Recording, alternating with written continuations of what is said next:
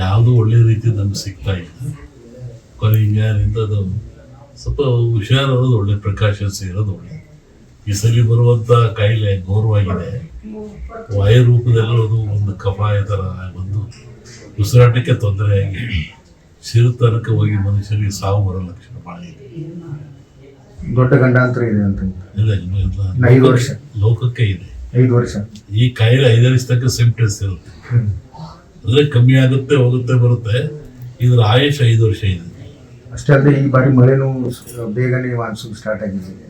ಜಲಪ್ರಳಯದಂಥ ಏನಾದರೂ ಲಕ್ಷಣಗಳಿದೆ?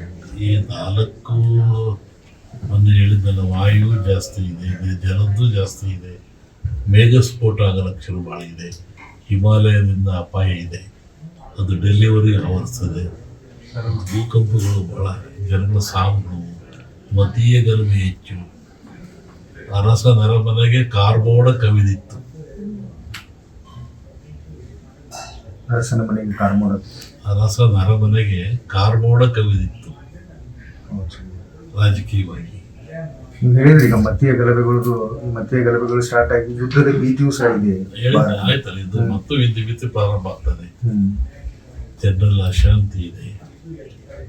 ಇದು ಹೊಸ ಹೊಸ ದೇಶಗಳು ಉತ್ಪತ್ತಿ ಆಗ್ತವೆ, ಕೆಲವು ದೇಶಗಳು ಅಳೆದು ಹೋಗ್ತವೆ.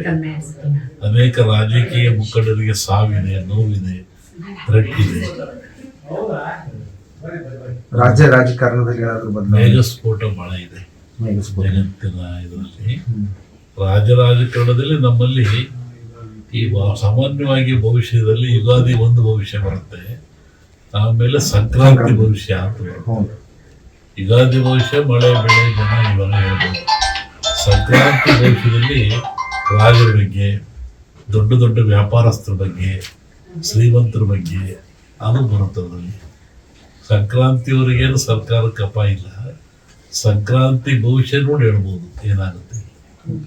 ಆ ಮಧ್ಯೆ ಹೇಳಿದ ಕಾರ್ಮೋಡ ಕವಿದೀತು.